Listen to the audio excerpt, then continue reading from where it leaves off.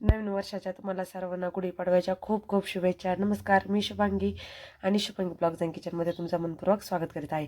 आजचा विषय म्हणजे पाडवा आणि सांजोराजपुरी किल्ले. असं कधी होणारच नाही. आपला हा मराठमोळा सण आहे आणि आपल्या वर्षातला सर्वप्रथम साजरा केला जाणारा म्हणजे गुढीपाडवा. हा सण आपल्या म्हणजे नवीन वर्षाची सुरुवात होते आणि सर्व काही जे काही असेल ते आपण हे नवीन वर्ष म्हणून सुरुवात केलेली जाते. जे काही खरेदी असेल किंवा इतर कोणतीही गोष्ट करायची असेल ती आपण पाडव्याच्या दिवशी करत असतो. आणि आपला हा सण खूपच छान आहे आणि हा मराठी माणसाचा किंवा इतर सर्वांचाच आणीबाणीचा सगळ्यांचा शिवाजी महाराजापासून चालत आलेला किंवा रामापासून सगळ्यांनी सांगितलेला आहे पाडवा कसा करायचा आणि कसा बनवायचा. आणि त्यामुळे सर्व घरोघरी गुढी ही उभारलीच जाते आणि उभारलीच पाहिजे. तर त्यासाठी हा मी बनवलेले आहे सांजोराजपुरी. सांजोराजपुरी विशेष म्हणजे पाडवा विशेष केलेली आहे. आज होता पाडवा आणि मी केलेली आहे सांजोराजपुरीला सुरुवात. तर त्या अगोदर तुम्ही बघितलं असेल आणि हा व्हिडिओ शेवटपर्यंत बघा. शुभांगी ब्लॉग्स अँड किचनला जर तुम्ही सबस्क्राईब केलं नसेल तर सबस्क्राईब करायला विसरू नका आणि हा व्हिडिओ शेवटपर्यंत बघा. चला आता सांजोराजपुरी कशी बनवायची ते आपलं बघत आहोत आणि आपल्या सांजोराजपुरीला सुरुवात देखील झालेली आहे. तर मी काय केलं होतं, एक वाटी जेवढा गरा घेतला होता तेवढाच मी काय घेतला आहे गुळ. कमी साहित्यात पण एकदम मस्त लाजवाब पुरी कशी बनवायची ते आपण बघणार आहोत. उगवसर तेल टाकायचं आहे. किती टाकलं आहे ते तुम्ही बघितलं असेल. एक पोहेच्या चमचा इतकं मी तुपाचा वापर केलेला आहे.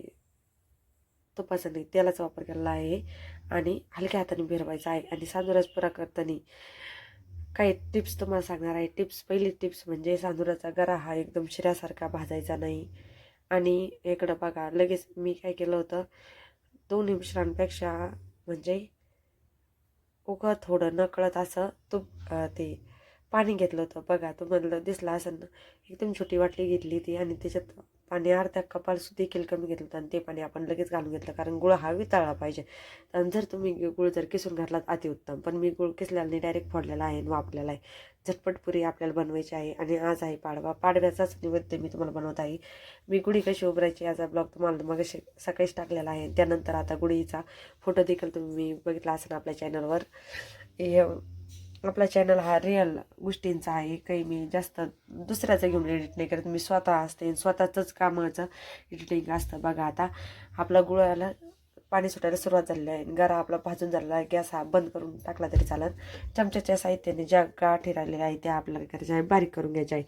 तर त्यासाठी काय केलं आहे, मी चमचा घेतलेला आहे, जास्त प्रेस करून त्या गाठी फोडण्याचा प्रयत्न केलेला आहे. असं करून आपल्याला काय करायचं आहे, आपल्याला सांजोरा तयार करायचा आहे. मग त्यानंतर पुरीची प्रोसेस आपण दाखवणारच आहे.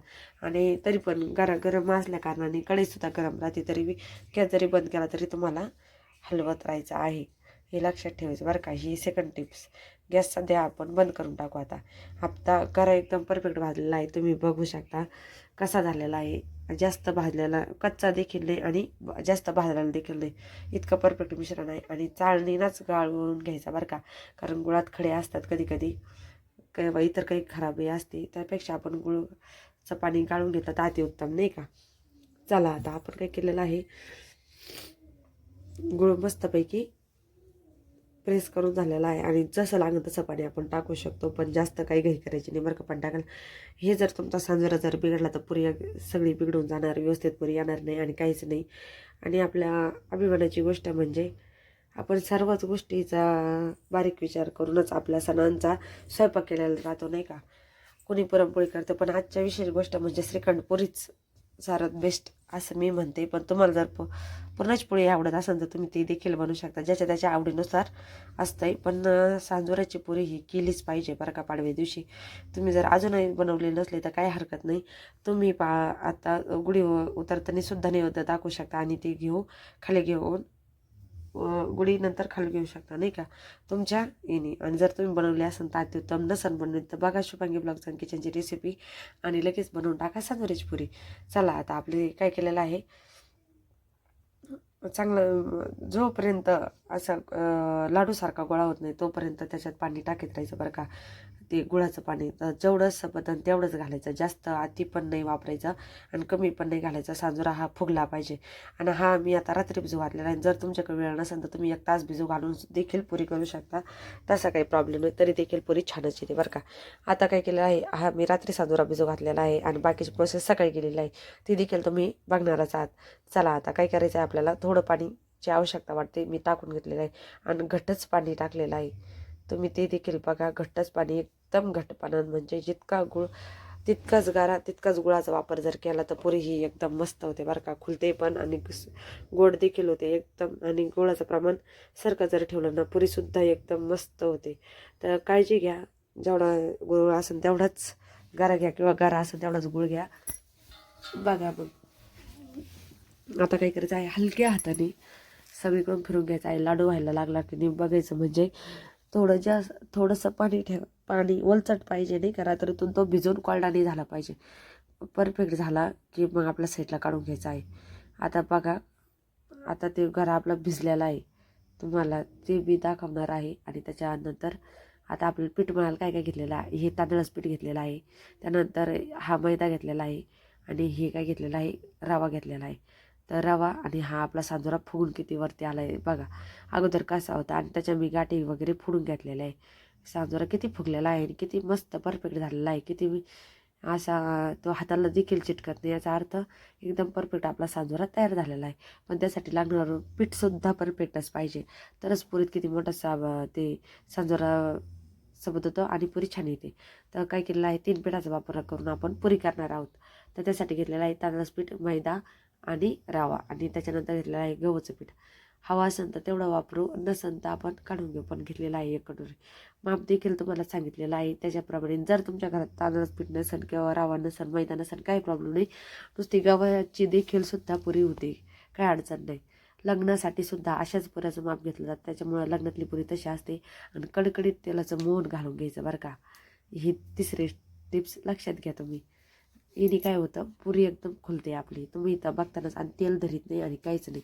आता हे काय करायचं, कडकडीत तेल घातलेलं आहे ना, एक जीव करून घ्यायचं त्याचा सगळा. सारखं सारखं चुळून काय करायचं, पिठाचा कलर चेंज करून घ्यायचा. त्यानंतर काय करायचं, मग आपण पीठ मळायला सुरुवात करणार आहोत. त्या अगोदर हे हलक्या हाताने चांगलं जेवढं होईल तेवढं तुम्ही प्रेस करीत राहा. म्हणजे पिठाचा कलर ब्राऊन व्हायला सुरुवात झालेली आहे, म्हणजे ते चांगलं तेलात एक जीव झालेला आहे त्याचा, त्यावरूनच कळतं आपल्याला, नाही का. आणि साईडचं पीठ राहिलेलं आहे माझं देखील, कारण मुद्दाम ठेवलेलं आहे मी, तुम्हाला कलर चेंज झाला कुठं नाही झाला कुठं ते कळायसाठी. त्यानंतर मी सर्व एकत्र करूनच पीठ मळायला घेणार आहेत. बघा आता किती व्यवस्थित आणि किती मस्त सगळीकडून सारखंच झालेलं आहे. आता कुठंच काही वेगळं दिसत नाही. तरी पण मी एकदा हलक्या हाताने प्रेस करीत राहणार आहे. जोपर्यंत पिठाला तेल व्यवस्थित केलेलं नाही तोपर्यंत पीठ मळायला घाईच करायची नाही. बघा आता सगळं कसं गोल्डन ब्राऊन कलर आलेला आहे पिठाला, म्हणजे परफेक्ट तयार झालेला आहे. सांजोर इकडं तयार आहे आणि इकडं आपलं पीठ मळायला सुरू. आणि पीठ हे घट्टसर मळायचं, असं जास्त लूज झालं नाही पाहिजे, कारण आपण सांजोराची पुरी बनवणार आहेत, नाही का.